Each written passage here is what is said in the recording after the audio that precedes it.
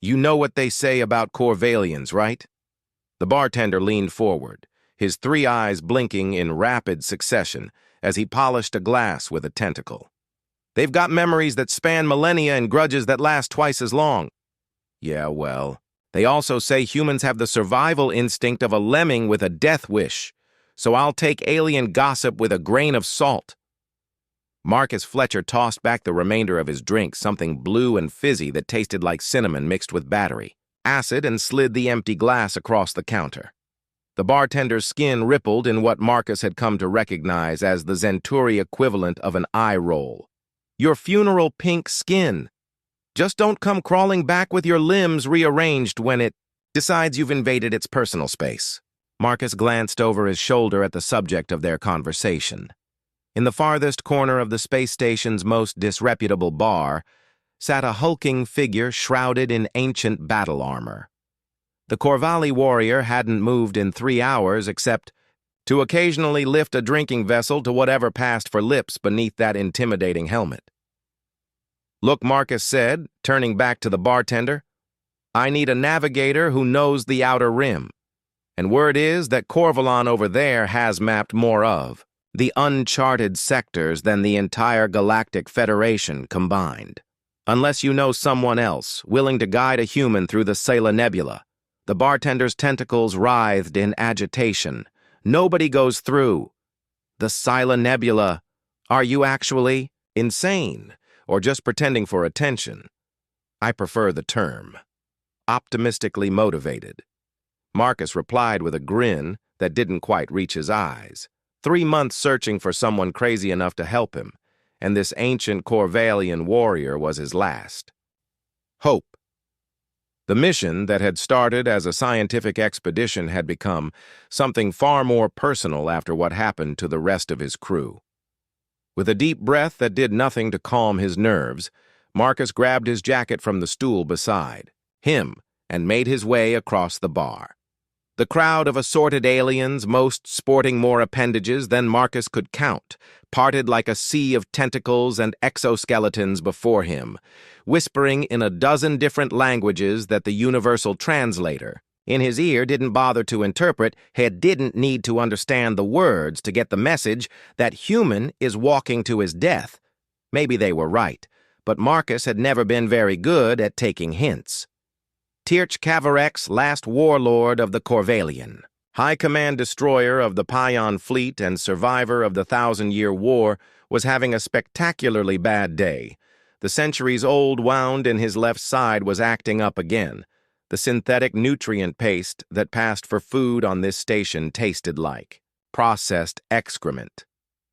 And now some puny human was approaching his table with the air of someone who didn't know any better. Mind if I join you? The human asked, already pulling out a chair. Tz'arth's translator implant rendered the human's words perfectly, though he wished it hadn't. He wasn't in the mood for conversation, especially with a species whose evolutionary history was shorter than his military service record. Yes!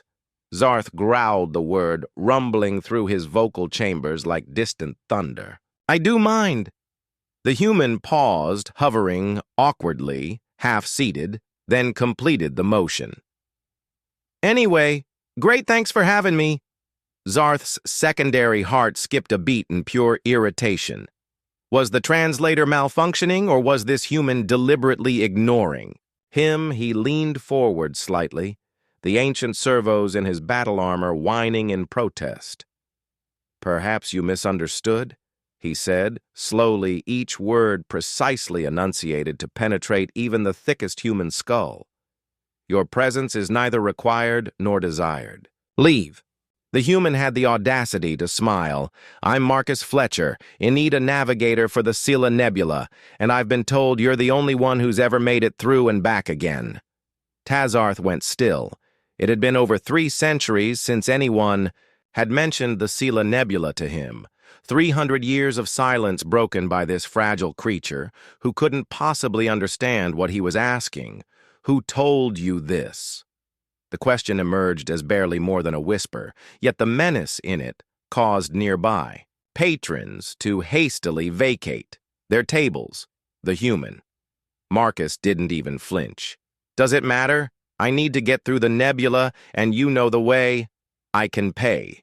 Well, there is not enough currency in this galaxy to make me return to that place. Tz'arth's massive, gauntleted hand closed around his drinking vessel, the metal crumpling like paper beneath his grip. For the first time, uncertainty flickered across the human's face. Good. Perhaps he wasn't completely devoid of self-preservation instincts after all. Look, Marcus said, leaning forward and lowering his voice. I wouldn't ask if it wasn't important my research team went missing in there 3 months ago. The Galactic Federation has written them off as casualties of unauthorized exploration, but I know they're alive. Then they are suffering a fate worse than death, Tz'arth replied flatly. Consider it a kindness that you cannot reach them. They're my crew, my responsibility. The human's voice cracked slightly. My family. Now there was a concept. Tz'arth hadn't contemplated in millennia. His own lineage had been extinguished in the final days of the 1,000-year war, along with most of his species. It was why he still wore his battle armor, the last legacy of a civilization reduced to history, texts, and archaeological digs. The Scylla Nebula devours ships and spits out nightmares. Tz'arth said finally, if your family has been there for 3 lunar cycles, the creatures that inhabit that cursed space will have already found them. What remains will not be what you remember. Marcus's expression hardened. You don't know that. I do. Tz'arth leaned back the chair, creaking ominously beneath his armored bulk. I was part of a battalion of 300 elite Corvellian warriors who entered the nebula at the height of our empire's power. I alone emerged. And I was no longer. He paused, searching for the right word, whole. The human looked stricken, but to Tz'arth's surprise, he didn't retreat. Instead, he reached into his jacket and pulled out a small holographic projector, placing it on the table between them. This is the last transmission we received, Marcus said quietly. Activating the device, a flickering image appeared. A human female in what Tz'arth recognized as standard scientific attire. Her face showed signs of stress, but her voice was steady as she spoke. Marcus, we found something incredible. It's not just a spatial anomaly, it's an artificial construct, possibly millions of years old. The readings suggest something's happening. The structure is activating. We need to. The transmission cut off abruptly. Dissolving into static. Tz'arth's ancient blood ran cold. When was this recorded? 3 months ago, just before all communication. Ceased our ship. The Horizon was conducting a survey of gravitational anomalies along the edge of the nebula. And this is why you seek passage through that hell for scientific discovery? Tz'arth's voice dripped with contempt. Marcus deactivated projector, his expression grim. No, for the 43 people on that ship, my people 43 lives. A mere statistical rounding error in the wars Tz'arth had fought. He had ordered the deaths of more beings before breakfast in his military days. And yet something in the human's determination stirred memories of a time when Tz'arth himself had cared about more than just survival. You will die, Tz'arth stated matter-of-factly. If not by the nebula's natural defenses, then by whatever awakened within it. Probably Marcus agreed, with surprising equanimity. But I have to try. Silence stretched between them, broken only by the ambient noise of the bar. Patrons were giving their table an even wider berth, now sensing the tension that radiated from the ancient warrior. Finally, Tz'arth spoke. What vessel do you command? Hope flashed across the human's face. The Perseverance. She's small but fast retrofitted with experimental shields based on Meyer search into quantum barrier technology, untested shields. Tz'arth observed dryly. Well, there's not exactly a safe environment to test Nebula. Penetrating technology, Marcus countered. But the simulations are promising. Simulations. Tz'arth made the word sound like a curse. And what makes you think your tiny vessel will succeed where Corvallian warships failed? Marcus smiled. Not the false confidence he'd displayed earlier, but something genuine and slightly crooked. Because we're not going to conquer, we're going in to rescue different mission parameters. Tz'arth stared at the human, trying to decide if he was brilliantly insightful or spectacularly delusional, perhaps both. It was a trait he'd observed in humans before, their unique ability to reframe problems in ways other species would never consider, sometimes leading to catastrophic failure, but occasionally to impossible success. With a sound like grinding stone, Tz'arth rose from his seat. Fully upright, he towered over the human, his ancient battle armor casting a shadow across the table. My services as navigator will cost you 50,000 galactic standard credits, he rumbled, payable in advance, non-refundable upon your inevitable death. Marcus stood as well, though the top of his head barely reached Tz'arth's chest plate. 20,000, now 30. Upon successful return, there will be no successful return. Then you have nothing to lose by agreeing to my terms. Marcus countered for the first time. In several centuries, Tz'arth felt the unfamiliar sensation of being out-negotiated. It was not entirely unpleasant. Very well, he conceded. When do we depart? As soon as you're ready. The Perseverance is docked in Bay. 47. Tz'arth nodded once, a barely perceptible movement of his massive helmeted head. I require 1 hour to gather my equipment. 1 hour. Marcus agreed, extending his hand in what Tz'arth recognized as the human gesture of agreement. After a moment's hesitation, Tz'arth unfolded the human's fragile appendage in his armored gauntlet. Careful not to exert enough pressure to crush the bones within. Marcus Fletcher, he said, you may be the bravest or the most foolish being I have encountered in 15 centuries of existence. The human's lips curved upward. Why not both? Bay 47 turned out to be one of the smallest docking areas on the station, tucked away in a section that clearly hadn't seen maintenance in decades. Tz'arth ducked to avoid a hanging bundle of exposed wiring as he followed Marcus through the narrow corridor. You mentioned your vessel was small, Tz'arth observed, but I assumed you meant by military standards. Oh, she's compact. All right, Marcus replied cheerfully, navigating around a pile of discarded machinery. But size isn't everything, a sentiment expressed exclusively by those lacking in size. Tz'arth, muttered Marcus, shot him an amused glance over his shoulder. You know, for an ancient harbinger of doom, you've got a surprisingly developed sense of humor. It is not humor, merely observation, right? Marcus stopped before a sealed airlock and pressed his palm against the security scanner. Here we are, home sweet temporary home. The door hissed open to reveal, well, ship was perhaps generous. Terminology.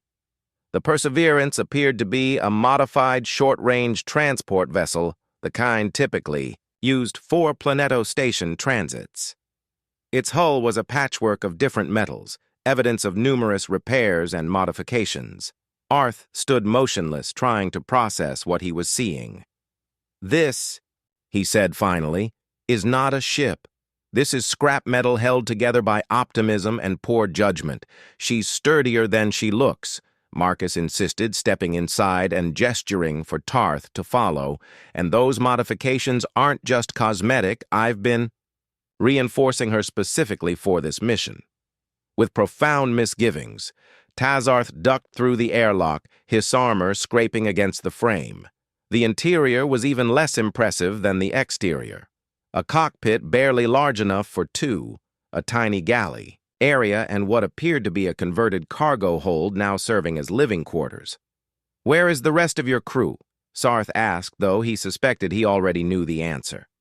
You're looking at him, Marcus replied, moving to the pilot's seat and beginning the pre-flight sequence. After what happened to the Horizon, nobody else would sign on. Can't really blame them.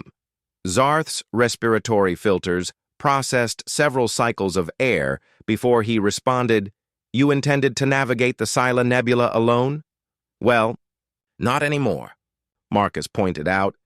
Now I've got you. This is madness, Tz'arth declared, but he found himself moving toward the co-pilot's chair nonetheless.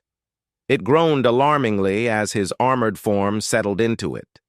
Probably Marcus agreed, his fingers dancing across the control panel with practiced ease.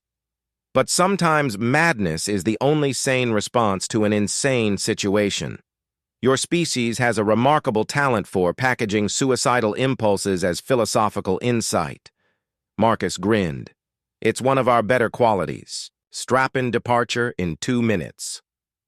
As the Perseverance's engines rumbled to life, a sound that was far from reassuring, Tz'arth studied his new companion. In 1,500 years of existence, he had encountered countless species, but humans remain something of an enigma. They lacked the physical prowess of the Taurans, the telepathic abilities of the Maravinians, or the technological supremacy of the Cindy Collective. By all logical metrics, they should have remained an insignificant species confined to their unremarkable solar system.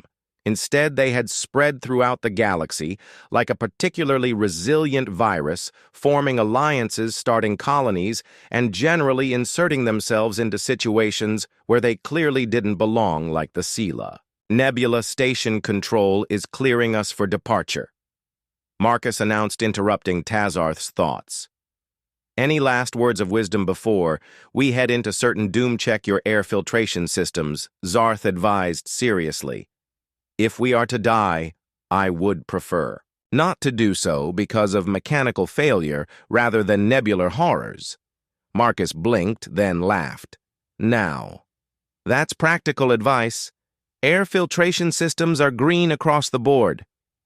The ship detached from the station with a jolt that sent several unsecured items clattering to the floor. Marcus guided them smoothly away from the docking ring, the viewport filling with the glittering expanse of space. So, he said conversationally as they accelerated toward the distant smudge of violet-tinged darkness that marked the edge of the Scylla Nebula. Since we're going to be shipmates for a while, mind if I call you something shorter than ancient Corvallian warrior? Tsar considered this. It had been centuries since anyone had used his name in conversation. Most beings who recognized his species simply avoided him, and those who didn't avoided him after he spoke to them. My designation is Tz'arth K'vorrex, he said. Finally, Zard. It is, Marcus decided cheerfully. That is not. Tz'arth began, then stopped himself. If they were indeed heading to their deaths, did it really matter what the human called him in their final hours acceptable? He finished instead. Great. Now that... We're on a first-name basis. Let me brief you on what I know about the Horizon's mission. Marcus tapped a command into the console, bringing up a holographic display of the nebula. They were investigating gravitational anomalies along this sector here. Tz'arth leaned forward, studying the area Marcus had indicated. That region is particularly dense with dark matter. The gravitational fluctuations are extreme. Exactly. But what caught their attention was that the fluctuations weren't random. They followed patterns that suggested artificial manipulation. Impossible, Tz'arth said flatly. No known technology can manipulate dark matter on that scale. No known technology, Marcus emphasized. But the transmission mentioned a structure millions of years old that predates even Corvallian civilization, right? Tiz fell silent. The human was correct. Even at the height of his species' power, they had considered themselves relatively young compared to the theoretical ancient races that had supposedly inhabited the galaxy eons ago. Most spacefaring cultures dismiss such tales as myths, but Corvalli had accumulated enough evidence over their long history to believe otherwise. If such a structure exists, he said slowly, and if it has indeed been activated after millions of years of dormancy, then the threat extends far beyond your missing crew. Marcus's expression sobered. I know. That's why I brought this. He reached beneath the console and withdrew a small metal case, opening it to reveal a device. Tz'arth didn't. Recognize quantum. Destabilizer. Theoretical weapon my team was developing. It's designed to collapse artificial spatial constructs. You brought an untested weapon to use against an unknown ancient technology. Tyr's voice oscillated between disbelief and reluctant admiration. The recklessness of your species truly knows no bounds. Hey, I prefer to think of it as comprehensive contingency planning, Marcus replied with a defensive shrug. Look, I want to save my crew, but I'm not stupid. If what we find in there threatens the rest of the galaxy, I'm prepared to make the hard call. Tz'arth studied the human with new interest. Perhaps there was more to Marcus Fletcher than suicidal determination. After all, your course is taking us directly toward the densest part of the nebula, he observed, gesturing toward the navigation display. That would be unwise. Then guide us, navigator, Marcus said, relinquishing control of the helm. That's why you're here. With a nod, Tz'arth placed his gauntleted hands on the controls, feeling the ship respond to his touch. It had been centuries since he had piloted a vessel, but some skills never faded even across millennia. The nebula has air rhythm, he explained, making minute adjustments to their trajectory. Like a heartbeat, it expands and contracts. We must time our entry to coincide with the expansion phase when the particle density is at its lowest. How long do we have to wait? Marcus asked. Tz'arth consulted the sensor readings. 3 standard hours, until the next opportunity. I suggest you rest, while you can. Marcus Fletcher. Once we enter, there will be little opportunity for relaxation. To his surprise, the human didn't argue. Wake me when it's time, Marcus said, rising from his seat. And Tz'arth, thanks for doing this. I know you think we're going to die horribly, but I appreciate the company anyway. As Marcus disappeared into the cargo hold that served as sleeping quarters, Tz'arth turned his attention to the looming nebula. Its violet tendrils seemed to reach toward them, beckoning them closer. You have no idea what waits for us, he murmured, though there was no one to hear. But perhaps neither do I anymore. Marcus awoke to alarms blaring and the ship shuddering violently around him. He tumbled from his bunk, hitting the floor with a painful thud as the Perseverance lurched sideways. What the hell? He gasped, scrambling to his feet and staggering toward the cockpit. The scene that greeted him was straight out of a nightmare. The viewport was filled with swirling purple-black clouds shot through with veins of electric, blue energy that forked like lightning. The ship's controls were flashing red warnings across every system. Tz'arth sat rigidly in the pilot seat, his massive hands moving with surprising delicacy across the navigation panel. You were supposed to wake me before entry, Marcus shouted over the alarms, throwing himself into the co-pilot's chair. Circumstances changed, Tz'arth replied tersely. The nebula's cycle accelerated unexpectedly. We had a choice between immediate entry or a 16-hour delay, and you decided not to consult me about this choice because you required rest, and I'm fully capable of piloting this vessel through the initial entry phase. Tz'arth's helmet turned slightly toward him. Your trust in my naviga? Some reference points. Perhaps Tz'arth adjusted their course slightly. There is a formation. I recognize a spiral of dark matter that resembles a Corvellian death mask. If it still exists, it would mark the beginning of the path I took, as if responding. To his words, the nebula before them parted slightly, revealing a spiraling void that indeed resembled Astelized face, frozen in a scream. The sight sent a chill down Marcus's spine. That's unsettling, he muttered. The nebula often mimics organic forms, Tz'arth explained. A psychological weapon designed to unnerve intruders. Designed. You think the nebula itself is artificial. Tz'arth's hands paused momentarily over the controls, I believe portions of it have been manipulated by the same technology your crew discovered, natural cosmic phenomena do not recognize and respond to intruders. As if to emphasize his point, a tendril of violet energy suddenly reached toward their ship, probing like a curious finger shields holding Marcus reported thought. The power drains spiked alarmingly, but we can't sustain this level of defensive output for long. We won't need to, Tz'arth said, guiding them through the spiral formation. Beyond this point, the nebula becomes less aggressive, provided we follow the correct path, and if we don't, then our atoms will be scattered across several light years of space, and your crew will remain forever beyond reach. Your optimism is truly inspiring, Marcus remarked dryly. The corner of Tz'arth's mouth quirked upward beneath his helmet, a gesture so subtle it was barely perceptible, yet it surprised him how long had it been since he had found anything amusing, centuries at least. Optimism is a luxury for those with limited lifespans, he replied. When one has existed for millennia, pragmatism becomes the only sustainable philosophy. That sounds lonely?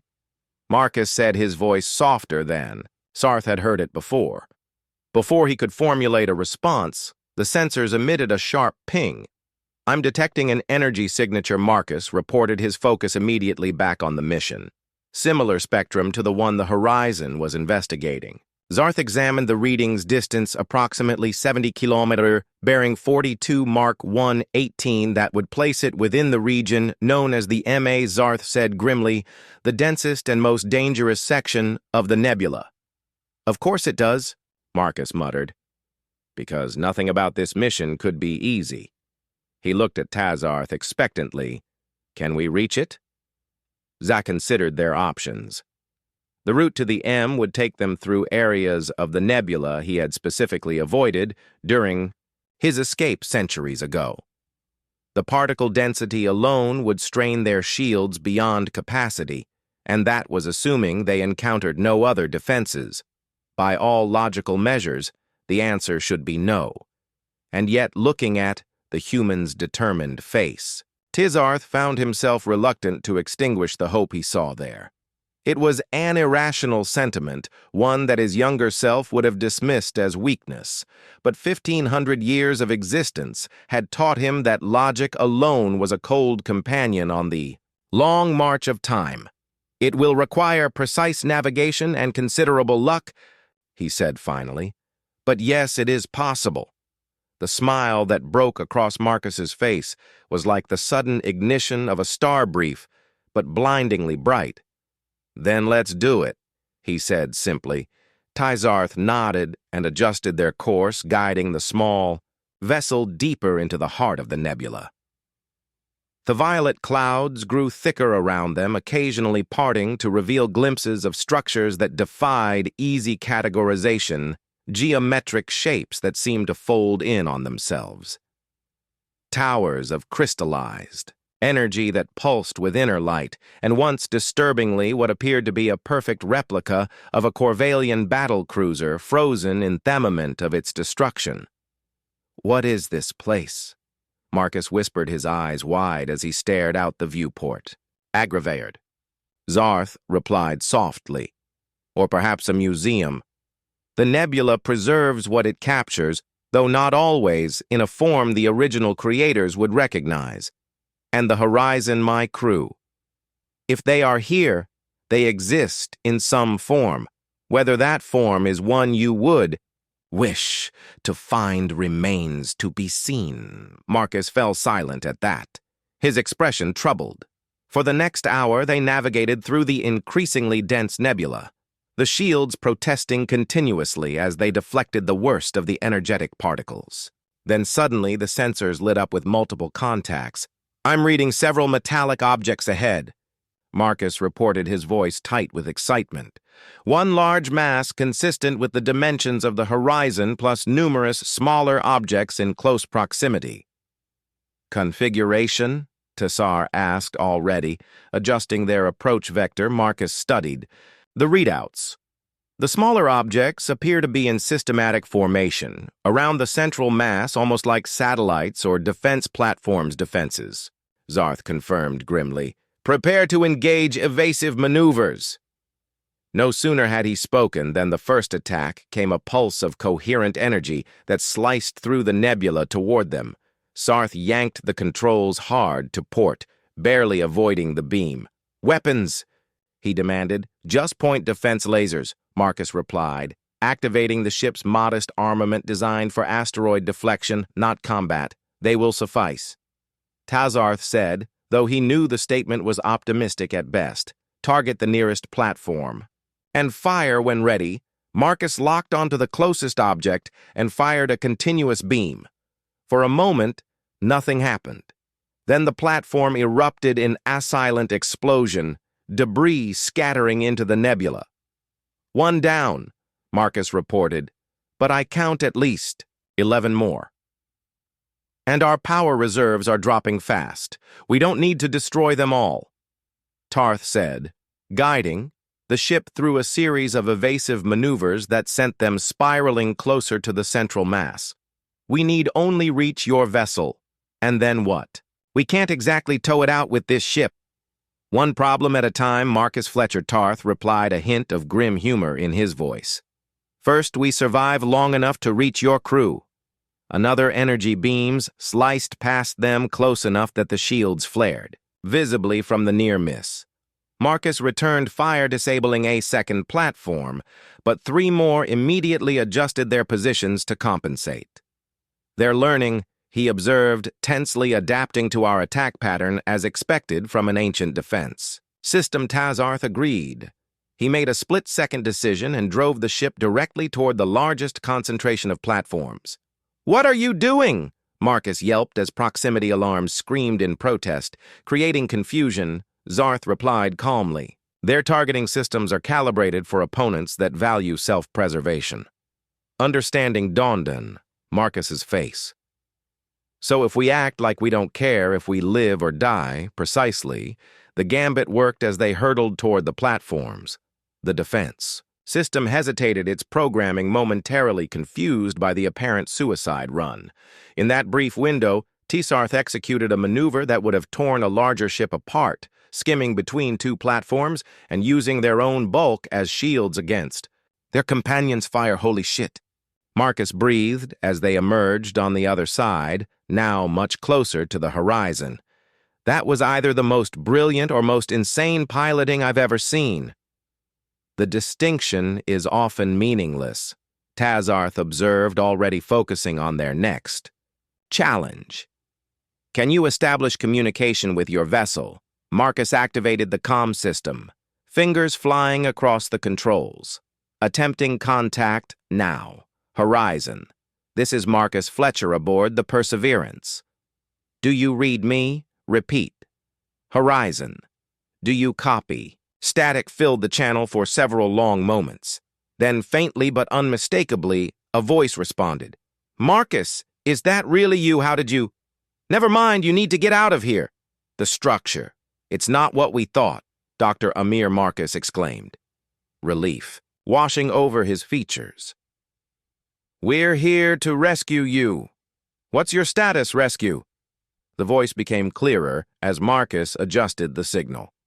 "Marcus, listen to me. There is no rescue from this. The structure isn't a construct, it's a container, and we opened." Tz'arth and Marcus exchanged glances. "Dr. Amir," Marcus said slowly, "what exactly did you find?" "We thought it was a data repository," came the reply. The scientist's voice strained. "An archive of some lost civilization. But it's not. It's a prison. Marcus, a prison built to hold something that should never have been freed. And now it is loose." Tz'arth stated flatly. It wasn't a question. "Who's that with you?" Dr. Amir asked. A friend, Marcus replied. Simply, "Amir, we need to dock with you. Can you give us access?" There was a long pause before the scientist responded. "Docking port 3 is still operational. But Marcus, not everyone here is still themselves. Be careful." The transmission cut off abruptly, leaving an ominous silence in its wake. "Well," Marcus said after, a moment that was suitably cryptic and terrifying. Your species has a remarkable talent for understatement in the face of cosmic horror, Tz'arth observed, guiding their ship toward the looming bulk of the horizon. As they drew closer, the true state of the research vessel became apparent. Sections of its hull were missing, not as though they had been damaged, but as if they had been precisely excised. Perfect geometric shapes cut from the metal like samples taken for study. Lights flickered erratically. Through the remaining viewports, and some areas appeared to have been restructured into forms that served no obvious functional purpose. "What happened to it?" Marcus whispered, horror evident in his voice. "Assimilation." Tz'arth replied grimly, "The ship is being repurposed." "For what?" "That," Tz'arth said, "is what we must discover." They approached docking port 3 miraculously intact amid the surrounding chaos and initiated the coupling sequence, the Perseverance's. Systems interfaced smoothly with the larger vessel, confirming a secure connection. Atmosphere in the adjoining section reads as breathable. Marcus reported, checking the environmental sensors. "But I'm getting some unusual energy signatures throughout. The ship your weapon, Tz'arth." Tz'arth's ancient servos and the muted thud of their footsteps. The corridor appeared normal for the first few meters, then began to change. The walls curved in unnatural angles, the metal seeming to flow like liquid in places geometric patterns had been etched into every surface.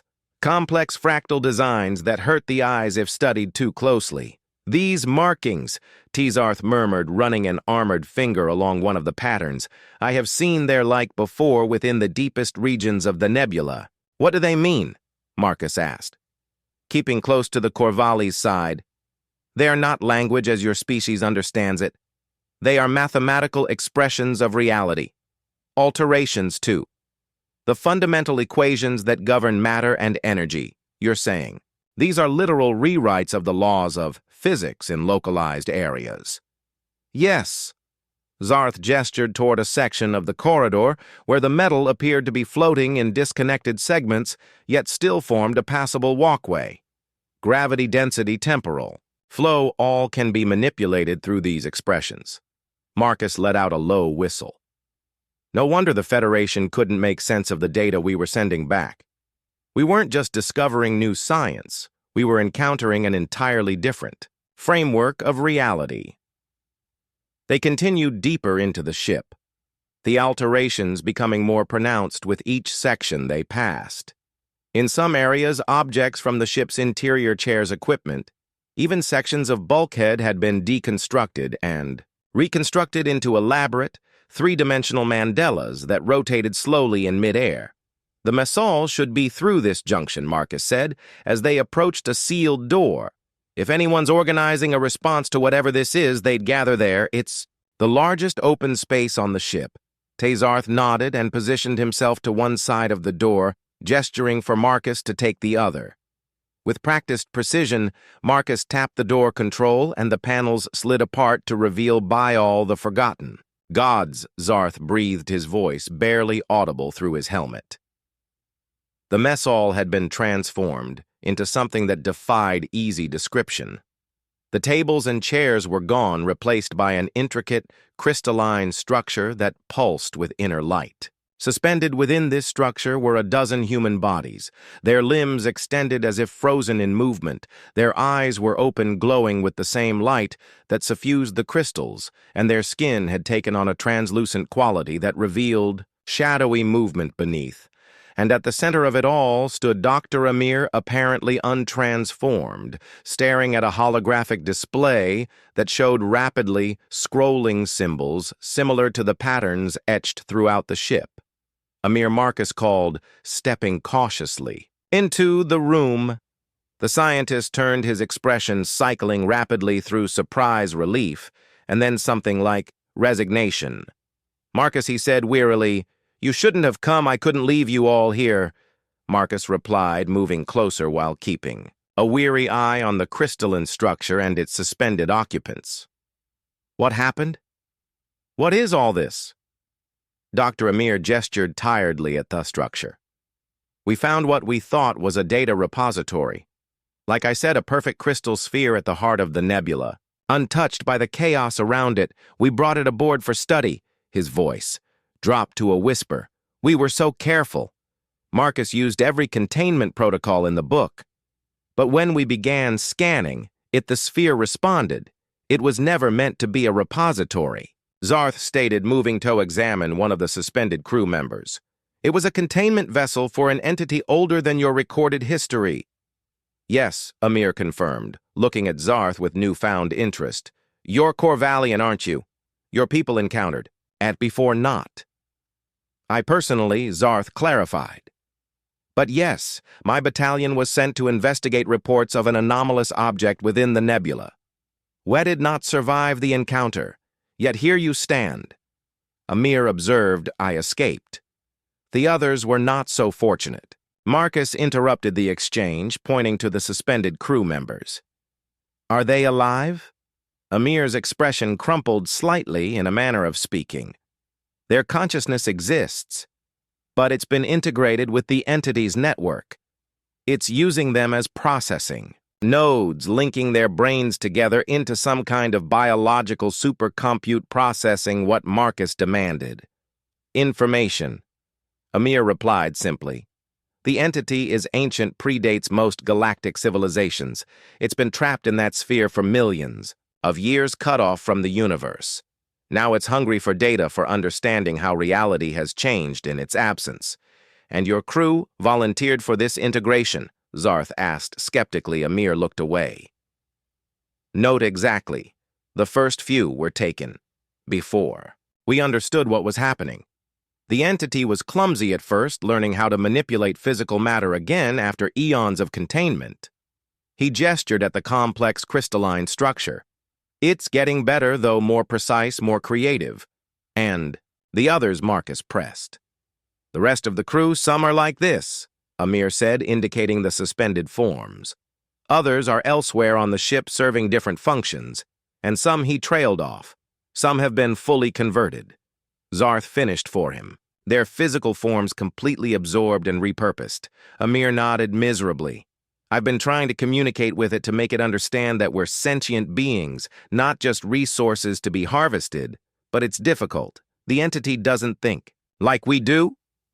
Its consciousness operates on multiple dimensions simultaneously. Why are you still you? Marcus asked, the unspoken question hanging in the air between them. Amir's smile was bitter. It needs an interpreter, someone who understands both human thought patterns and can begin to comprehend its own. I'm the bridge. You're collaborating with. Marcus realized, shock evident in his voice. I'm surviving, Amir corrected sharply, and buying time for the others. As long as I can provide the entity with the information it wants, it has less incentive to process. The remaining crew. Tz'arth had been silent, examining the crystalline structure with intense focus. Now he spoke, his voice low and urgent. This configuration is familiar. The entity is not merely gathering information. It is building something. What? Marcus asked, moving to stand beside him. A transmitter, Tz'arth said grimly. It intends to send a signal. Amir's shoulder slumped. Yes, I discovered that recently. It wants to contact others of its kind. There are more of these things. Marcus asked, aghast. The entity is not unique, Tz'arth confirmed. In my time, there were legends of similar beings imprisoned throughout the galaxy, ancient consciousnesses that existed before matter as we know. It had fully formed entities that could manipulate reality at its most fundamental level. If it succeeds in contacting them, Amir said quietly, if they free each other from their prisons, the galaxy as we know it would cease to exist. Tz'arth finished. These beings do not recognize our form of life as meaningful. They would reshape reality to their preferences with no more concern for our civilizations than you would show for bacterial colonies when sterilizing a medical instrument. Marcus's hand tightened on the quantum destabilizer. Then we stop it now before the transmitter is complete. It's not that simple, Amir protested. The entity's consciousness is distributed throughout the ship now. Even if you destroy this node, it has others. Then, we find them all. Marcus insisted. How close is the transmitter to completion? Amir glanced at the holographic display, which was still scrolling with incomprehensible symbols. Hours, maybe less. It's hard to be precise. The entity's concept of time is fluid. We should begin with this central node, Tz'arth said, gesturing to the crystal structure. If the quantum destabilizer functions as theorized, it will disrupt the entity's ability to maintain coherent form in this region. But the crew members connected. To it, Marcus hesitated, looking at the suspended bodies. What happens to them? Amir's expression was pained. They're already gone, Marcus. What you see are just shells the entity is using. Their consciousness exists now only as fragments within its network. You can't know that for certain? Marcus argued I can. Amir replied softly. Because I'm connected to them not like they are. He added hastily, seeing Marcus's expression. The entity links through me to communicate, but I've maintained my autonomy. I can. Feel them sometimes echoes, but they're not individuals anymore. Marcus closed his eyes briefly, absorbing this bitter truth. When he opened them, again, his jaw was set with determination. All right.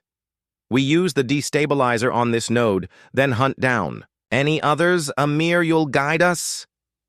I can't leave this room, Amir said apologetically. The entity limits my movements, but I can access the ship's systems, direct you remotely.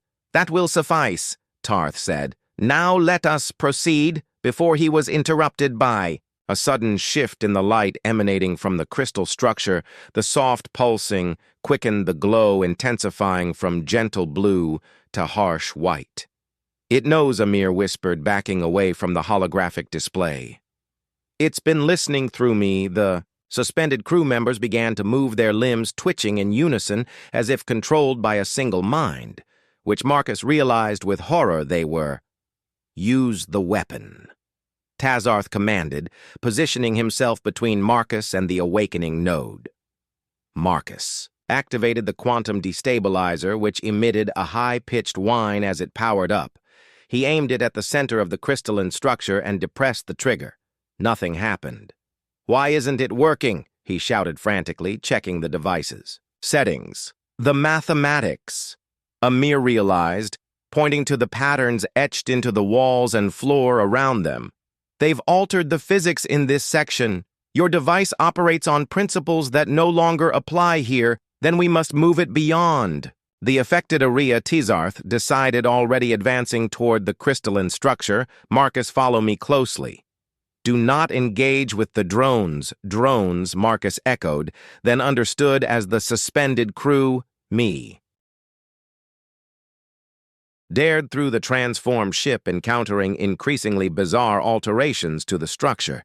In some areas, the boundaries between surfaces had dissolved entirely, creating impossible spaces where floors merged seamlessly into walls and ceilings. In defiance of Euclidean geometry, the destabilizer won't work in these conditions.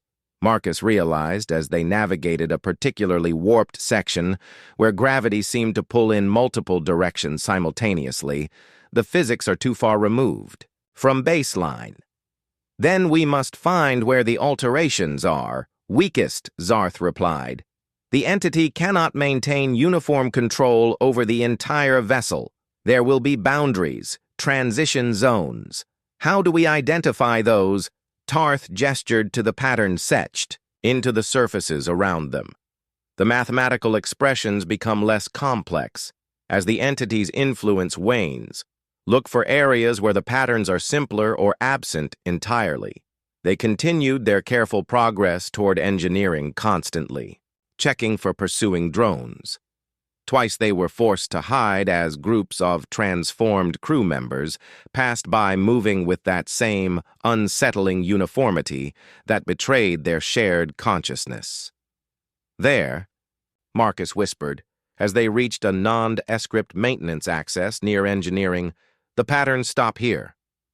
Indeed, the intricate mathematical etchings faded at the threshold of the small access way, as if the entity had deemed this route too insignificant to alter a blind spot in its awareness. Tz'arth confirmed, "We can use this approach to reach engineering without detection." The maintenance shaft was narrow painfully, so for Tz'arth, whose ancient battle armor scraped against the walls, as he forced his way through, but it remained untouched by the entity's influence. A small pocket of normal physics within the increasingly altered ship, they emerged through a ventilation panel into what had once been engineering. The transformation here was complete and horrifying. The ship's reactor had been entirely disassembled, its components suspended in a complex three-dimensional array that pulsed with energy. At the center floated a perfect crystalline sphere smaller than Marcus had, expected perhaps 30 centimeters in diameter. The containment vessel, Tz'arth breathed. "Or what remains of it I thought they broke, it open," Marcus said, confused. "Not broken," Tz'arth corrected. "Inverted. The sphere once contained the entity. Now it contains the information needed to contact others of its kind." All around the sphere, transformed crew members floated in the zero-gravity environment, their bodies partially merged with the mechanical components of the reactor. They appeared to be dormant, their glowing eyes dimmed to a faint flicker. "This is our opportunity," Tz'arth whispered. "The transition zone between altered physics and normal space should be right here."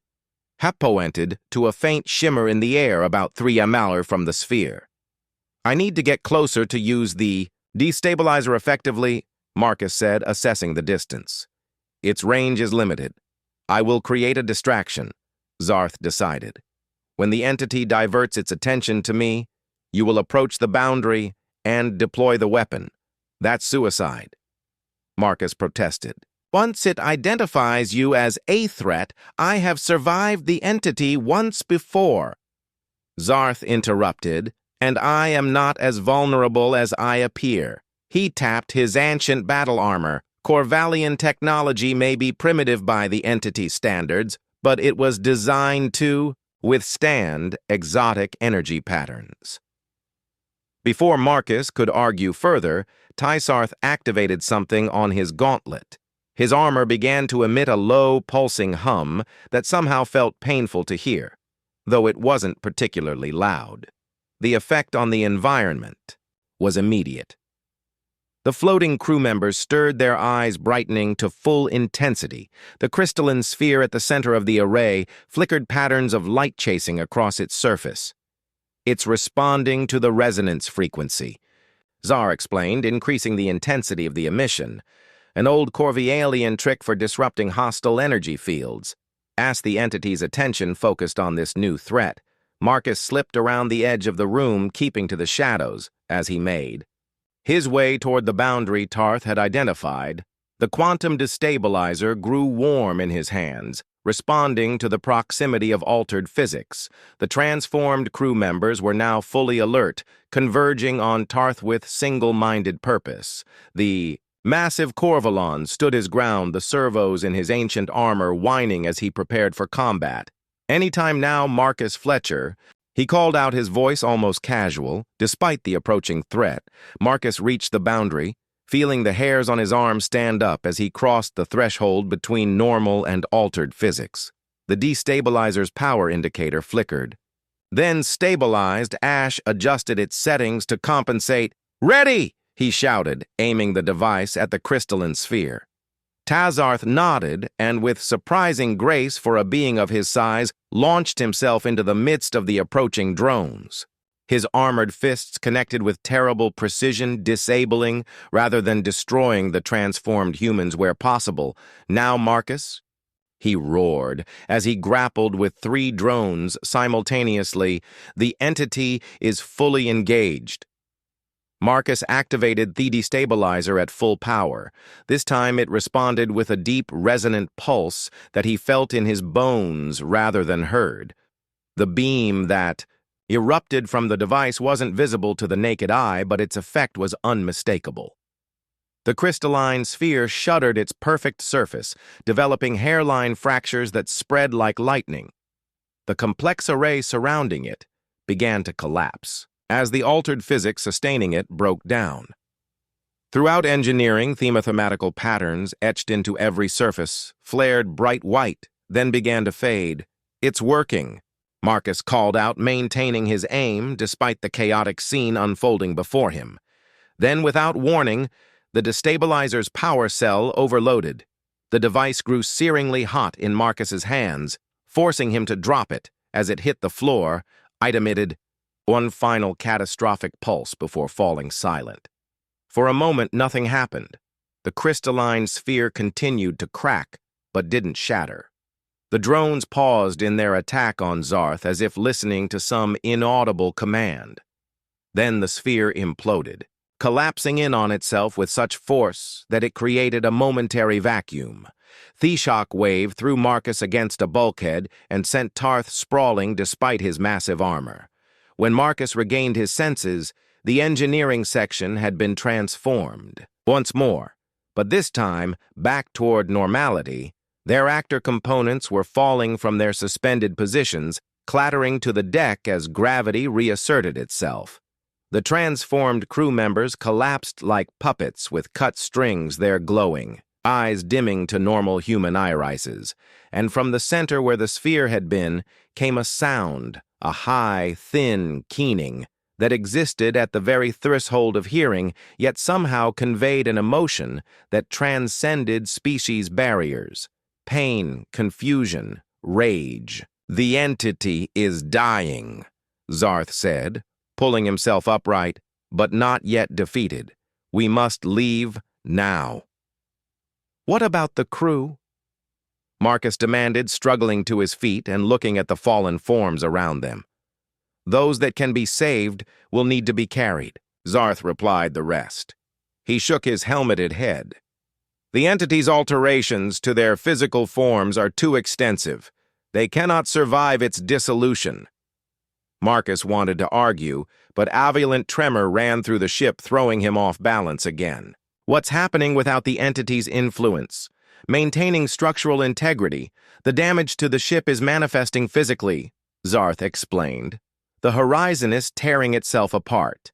As if to emphasize his point, a bulkhead near them buckled with. A screech of tortured metal emergency klaxons began to sound throughout the vessel, a jarringly normal response to what had become an utterly abnormal situation. "Grab as many as you can carry," Marcus ordered, already moving to the nearest fallen crew member. "We'll evacuate them to the Perseverance." Tz'arth nodded and scooped up two unconscious humans in his massive arms. "Lead the way and hurry. The entity's death throes will not be gentle." They made their way back through the ship, now shuddering continuously, as systems failed catastrophically throughout its structure. The mathematical patterns were fading everywhere, leaving behind damaged but recognizably normal sections of the vessel. They managed to reach the airlock, with 8 survivors, all unconscious, but breathing. Their bodies apparently restored to normal human physiology, as the entity's influence waned. "Get them aboard," Tz'arth instructed, handing his burden to Marcus. "I will search for more survivors." "There's no time," Marcus protested as another violent tremor shook the ship. "There is always time. For honor." Marcus Fletcher. Tz'arth replied simply, "I will return shortly. Prepare for immediate departure." Before Marcus could argue further, the massive Corvalli disappeared back into the deteriorating corridors of the horizon. Marcus had no choice but to follow orders, dragging and carrying the unconscious crew members into the Perseverance and securing them as best he could in the limited space available. He had just finished strapping down the last survivor when the comm system crackled to life. "Marcus," it was Amir's voice, weak but clear. "Can you hear me, Amir? Where are you? We need to evacuate now." "Too late for me," came the reply. "The entity. It's established a final foothold in the reactor." "Control systems!" If it can't transmit, it intends to detonate, create a beacon through the explosion itself. We'll come get you, Marcus insisted, already moving toward the airlock. Noamir's voice was sharp with urgency. Listen to me. I'm initiating a containment protocol, a modified version of what we used on the sphere. Originally, I can trap what remains of the entity, prevent the detonation. But what I have to stay to complete the sequence. Amir finished quietly. And I won't survive the process. Marcus felt his throat tighten. Amir, it's okay, Marcus. My choice. The scientist's voice softened. Tell them we found something extraordinary. Not the horror it became, but what it represented. An entirely new form of consciousness. A window into reality we never imagined. I will. Marcus promised, his voice thick. I swear it. Another voice broke in. Tz'arth, speaking through his own commune, Dr. Amir. I am approaching the Messal with additional survivors. We can reach you before. No time. Amir interrupted. The containment sequence is already initiated. Get those people out. Tz'arth, that's an order. A bitter laugh. Not that I have any authority to give orders to a Corvallian warlord. You have earned respect, Tz'arth replied gravely. That carries its own authority. Your sacrifice will be remembered. Just make sure some good comes from all this, Amir said. Now go. You have less than 5 minutes before containment completes. The communication cut off. Moments later, Tz'arth appeared at the airlock carrying 3 more survivors. That is all I could find, he reported grimly. The rest were either already gone or trapped in sections I could not reach.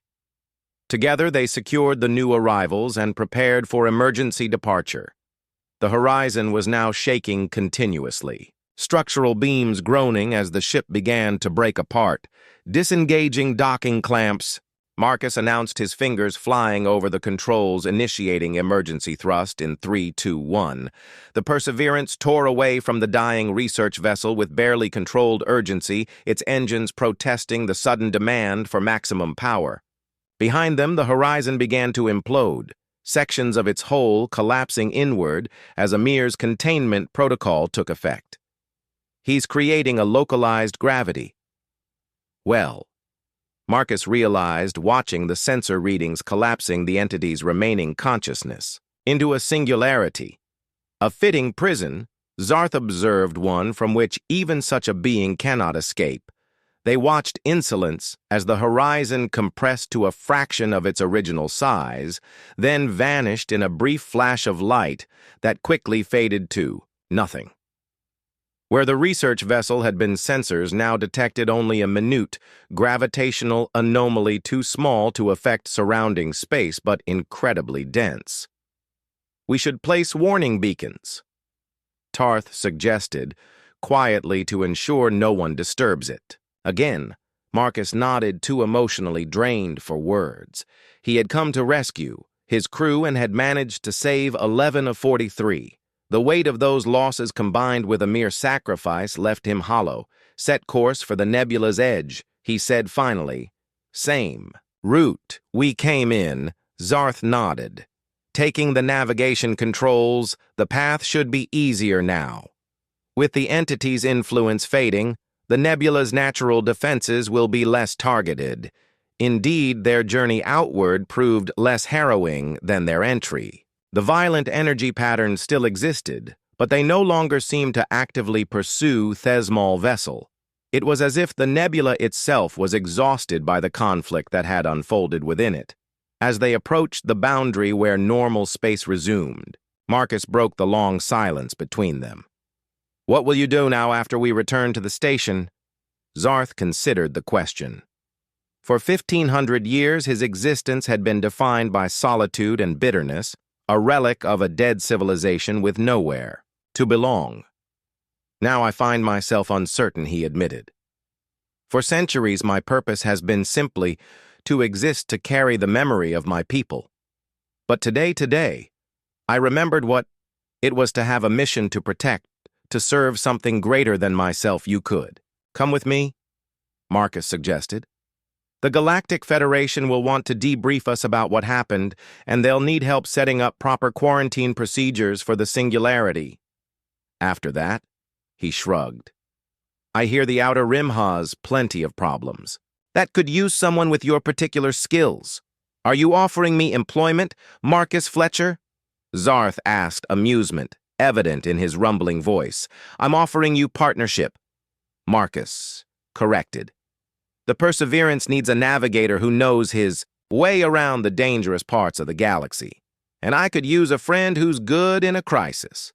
Friend, the word echoed in Tz'arth's mind, like something from a half-forgotten dream. How long had it been since anyone had used that term in reference to him, you humans? He said, shaking his massive helmeted head. Always so quick to form attachments, even to ancient aliens with questionable interpersonal skills. Is that a yes? Marcus pressed as. They emerged from the nebula's boundary into the clear, starlight of normal space. Tz'arth reached up and did something he had not done in centuries. With a series of soft clicks, he disengaged the seals of his helmet and removed it, revealing his face for the first time. His features were weathered and scarred skin, the color of burnished copper marked with ritual tattoos that had faded over millennia. His eyes, all four of them, were deep amber, filled with a wisdom and weariness that only countless years of existence could create. But as he looked at Marcus, there was something else there too, something that might with time become hope. Yes, Tz'arth K'vorrex said simply, it would be acceptable to be called your friend.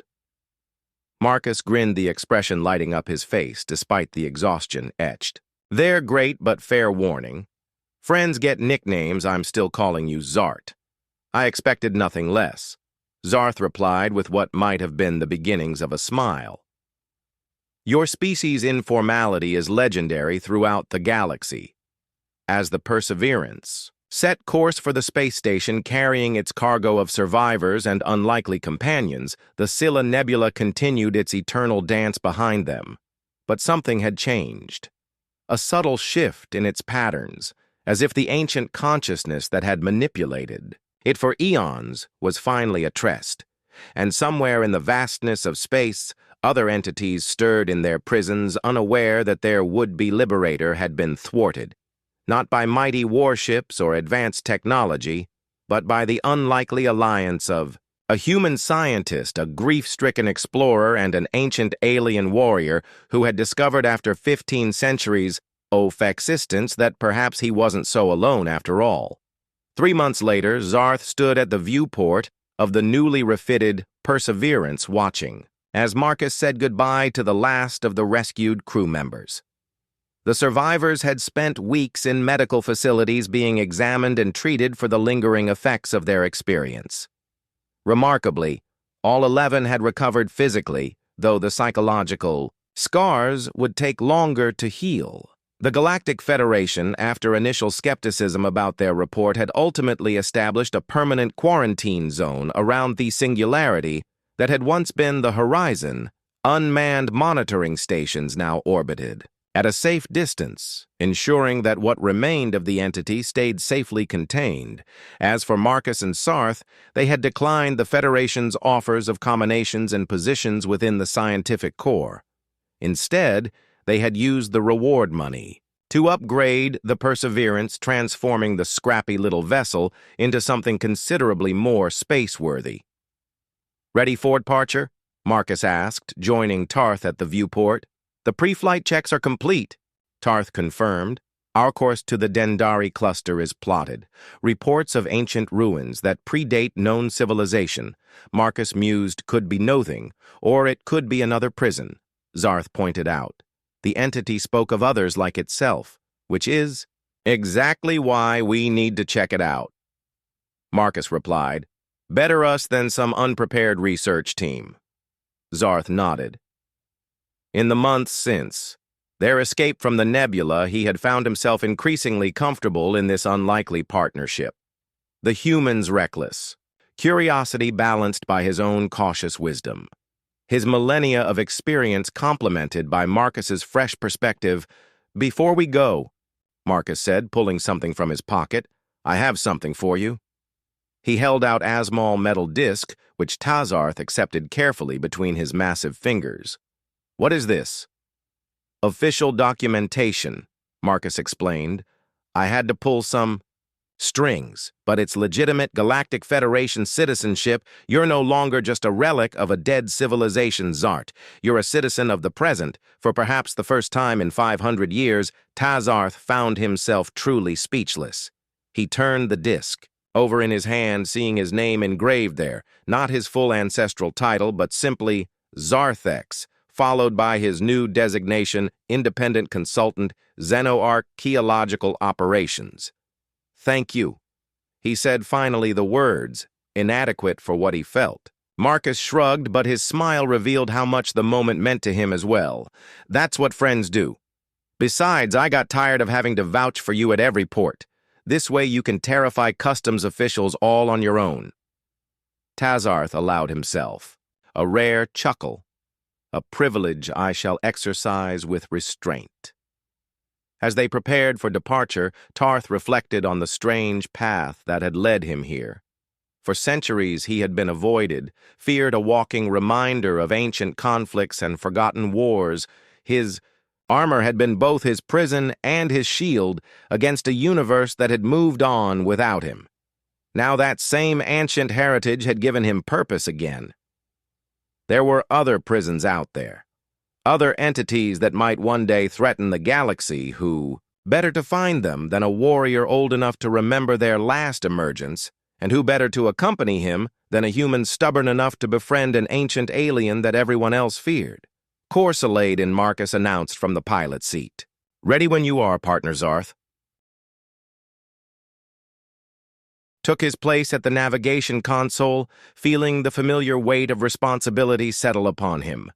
Not as a burden this time, but as a welcome purpose. "Ready?" he confirmed, his deep voice resonating through the cabin. "Let us see what ancient horrors await us next."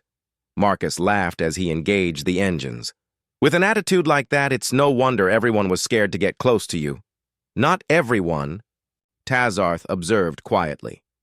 "Yeah, well," Marcus replied with a grin, "humans aren't known for our good sense."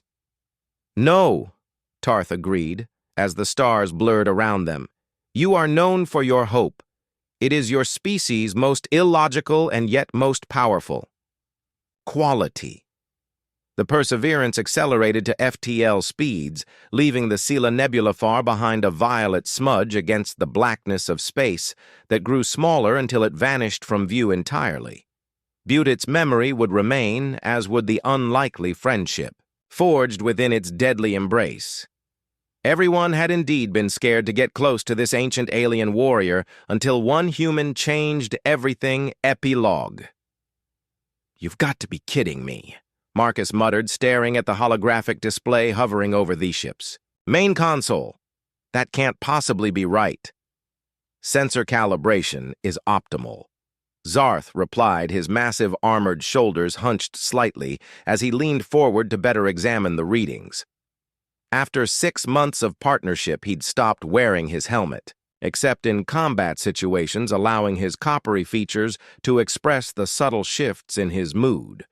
Right now, those features displayed the closest thing to astonishment that Marcus had ever witnessed on the ancient warrior's face.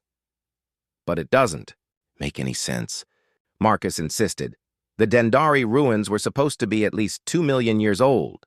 How could anyone have gotten here? Ahead of us, the display clearly showed a small vessel already in orbit around their destination, an uncharted planetoid at the edge of the Dendari cluster, where ancient sensor echoes had indicated the presence of pre-galactic technology." "The ship configuration is unusual," Tz'arth observed, enhancing themage, not matching any known current design. Marcus squinted at the magnified view. The vessel was sleek but strangely asymmetrical, as if designed by an intelligence that didn't quite grasp conventional aerospace engineering. Could it be automated, some kind of ancient guardian system that's still operational possible? Tz'arth conceded. Though in my experience, technology rarely survives even a fraction of the time span we're discussing without maintenance. The comm system suddenly crackled to life, startling them both. Unidentified vessel. Approaching Dendari planetoid, came a voice. Feminine, melodious, but with a strange harmonic quality that sent shivers down Marcus's spine. Please identify yourself and state your intentions. Marcus and Tz'arth exchanged glances, friendly and curious, but prepared for anything. Marcus suggested under. His breath, Tz'arth gave a slight nod, one hand casually moving to rest near the weapons control panel. Marcus activated the comm system. This is the exploration vessel. Perseverance out of Galactic Federation space. I'm Captain Marcus Fletcher, accompanied by Navigator Tz'arth K'vorrex. We're here on an independent research expedition to study the reported ancient ruins. Our intentions are peaceful scientific inquiry. There was a pause long enough that Marcus wondered if the transmission had failed. Then, Captain Fletcher, Navigator K'vorrex. The voice seemed to savor their names as if tasting unfamiliar food. Your arrival is unexpected but not unwelcome. Permission to approach granted. Please use the following coordinates for orbit stabilization. A string of navigational data flowed across their screen. Should we comply? Marcus asked quietly. Tz'arth studied the coordinates. They would position us approximately 300 kilometers from their vessel, a respectful distance, neither threatening nor vulnerable. Sounds reasonable. Marcus agreed. Then reopened the comm channel. Thank you for the coordinates. We're adjusting our approach now. May I ask whom we're addressing? Another pause, shorter this time. You may call me Sentinel, the voice replied. I am the guardian of what you call the Dendari ruins. Guardian Tz'arth repeated softly. Asai suspected been at it long, Marcus asked, trying to keep his tone casual as he maneuvered the Perseverance into the suggested orbit. The laugh that came through the comm system was unlike anything Marcus had ever heard, musical and ancient and somehow deeply unsettling. Longer than your species has, walked upright. Captain Fletcher Sentinel replied, though I admit the last few millennia have been rather quiet. Marcus muted the calm and turned. To Tz'arth, I'm getting some serious entity vibes here. What do you think the Corvallis' forays narrowed in concentration? Similar perhaps, but different. This sentinel communicates directly, engages in conversation. The entity was less interested in discourse. True enough, Marcus conceded. So what's our play here? Cautious engagement? Tz'arth suggested. The quantum destabilizer has been recalibrated since our encounter in the nebula. It stands ready if needed. Marcus nodded and unmuted the comm. Sentinel, we're in stable orbit at your suggested coordinates. We'd be interested in learning more about the ruins you're guarding if you're willing to share information. Sentinel repeated, as if the concept amused her. Yes, I suppose that is what your kind seeks. Very well, Captain. I will transport aboard your vessel to continue this conversation in person. Please stand by. The comm went silent before Marcus could respond. Transport, he spluttered. We don't have.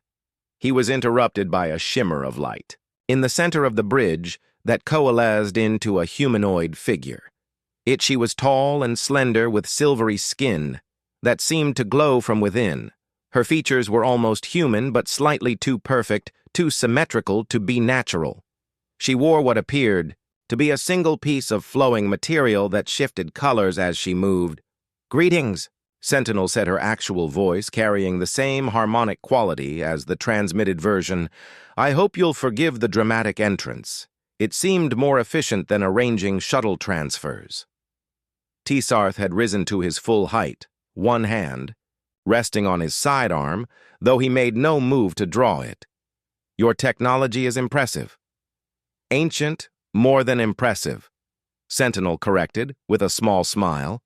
But thank you, Navigator K'vorrex. It has been approximately 16 0 years since I last conversed with a Corvalon, I had heard your species face difficulties. We nearly became extinct, Tz'arth replied flatly. A fact you seem unsurprised by. Sentinel's expression turned somber. Few species endure the full span of galactic cycles. Fewer still remain unchanged by them. Your people lasted longer than most. Okay, hold up, Marcus interjected, finding his voice at last. What exactly are you? Because you're clearly not just some automated security system. Sentinel turned her luminous gaze to him. A fair question, Captain Fletcher. In terms you might understand, I am the last of my kind. A race. Your scholars might have termed precursors had they ever confirmed our existence. My civilization flourished when your world was still cooling from its formation. The ruins on the planetoid, Marcus began, are not ruins, Sentinel finished for him. At least, not in the sense you imagine. What your sensors detected is a monitoring station, one of many we established throughout the galaxy to observe the development of younger species and to contain certain problematic legacies. Of our time, Tz'arth and Marcus exchanged significant looks, legacies such as the entity we encountered in the Scylla Nebula. Tz'arth stated, rather than asked. Sentinel's eyes widened slightly. The first genuine surprise she had shown. You encountered a thought form and survived remarkable. Not all of us did, Marcus said grimly. We lost good people containing it. Yes, containment is the only viable solution. Sentinel agreed. The thought forms cannot be destroyed, not permanently. They exist partially outside conventional reality. The best we managed was imprisonment. Marcus questioned my people. Sentinel clarified before our departure. We recognized the threat the thought forms posed to emerging species. We could not eliminate them, so we contained them in specialized prisons throughout the galaxy with monitoring stations to ensure they remained secure. Her expression grew troubled. But over the millennia, some of the containment systems have degraded. My resources are limited. I cannot maintain all sites simultaneously. That's why you're here. Marcus realized the Dendary station monitors the Nebula prison, among others. In this sector, yes, Sentinel. Confirmed. I detected the disturbance when your colleagues inadvertently released the thought form. I was en route when you... She paused, studying them with new interest. When you somehow managed to recontain it, a feat I would have considered impossible. For your level of technological development. We got lucky, Marcus said simply. Luck. Sentinel repeated the words, sounding strange in her harmonious voice. Perhaps, or perhaps, there is more to your species than I had calculated. You mentioned others in this sector, Tz'arth pointed out. How many more of these entities are imprisoned nearby? 3 within 50 light-years of this position? Sentinel replied. All currently stable, though one shows concerning signs of containment decay. Marcus felt a chill run down his spine, and how many throughout the galaxy. Sentinel's gaze turned distant, as if consulting some internal database. 173, confirmed prisons. 22, showing potential containment issues. 4. She hesitated. 4 have gone silent in the past millennium. Status unknown, unknown. Tz'arth repeated ominously, meaning they could be free. It is a possibility I cannot discount, Sentinel admitted. Hence my continued vigilance. Marcus's mind raced with the implications, entities like the one they'd encountered potentially loose in the galaxy. The thought was terrifying, but another thought occurred to him as well. You're just one person, he said, slowly monitoring all these sites traveling B.